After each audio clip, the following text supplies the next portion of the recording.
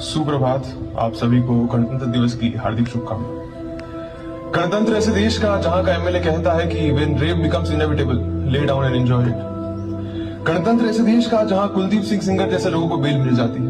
गणतंत्र ऐसे देश का जहां अरावली जैसी प्राचीन पर्वतमाला को माइनिंग कंपनीज को बेच दिया जाता है। गणतंत्र ऐसे देश का जहां 25 दिसंबर को खुद प्रधानमंत्री चर्च में जाकर क्रिसमस सेलिब्रेट करते हैं, पर उसी देश की जनता उसी दिन माइनॉरिटी के साथ मारपीट करती है। गणतंत्र ऐसे देश का जहां की सबसे क्लीनेस्ट सिटी का पानी पीकर लोगों की मौत हो जाती है और कोई अकाउंटेबिलिटी नहीं। और गणतंत्र ऐसे देश का जहां सोनम वांगचुक जैसे एक्टिविस्ट को जेल और राम रहीम जैसे गुनहगार को 15वीं बार पैरोल मिलती है।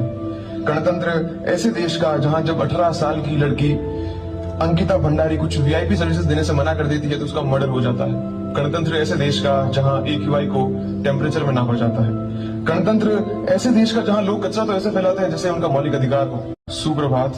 आप सभी को गणतंत्र दिवस की हार्दिक शुभकामनाएं। गणतंत्र ऐसे देश का जहां का एमएलए कहता है कि when rape becomes inevitable lay down and enjoy it. गणतंत्र ऐसे देश का जहां कुलदीप सिंह सेंगर जैसे लोगों को बेल मिल जाती है। गणतंत्र ऐसे देश का जहां अरावली जैसी प्राचीन पर्वतमाला को माइनिंग कंपनीज को बेच दिया जाता है।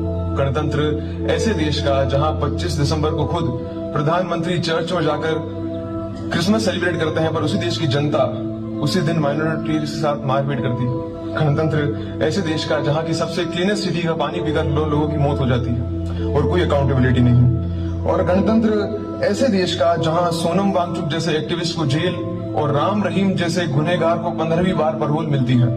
गणतंत्र ऐसे देश का जहां जब 18 साल की लड़की अंकिता भंडारी कुछ वीआईपी सर्विसेज देने से मना कर देती है तो उसका मर्डर हो जाता है। गणतंत्र ऐसे देश का जहां AQI को टेम्परेचर में नापा जाता है। गणतंत्र ऐसे देश का जहां लोग कचरा तो ऐसे फैलाते हैं जैसे उनका मौलिक अधिकार हो। और मैं कितनी चीजें गिनवाऊं, ना ये देश बदलेगा ना ये देश के लोग। और इसमें गलती उन नेताओं की नहीं है, गलती उस जनता की है जिसने गलत को गलत और सही को सही कहना छोड़ दिया है।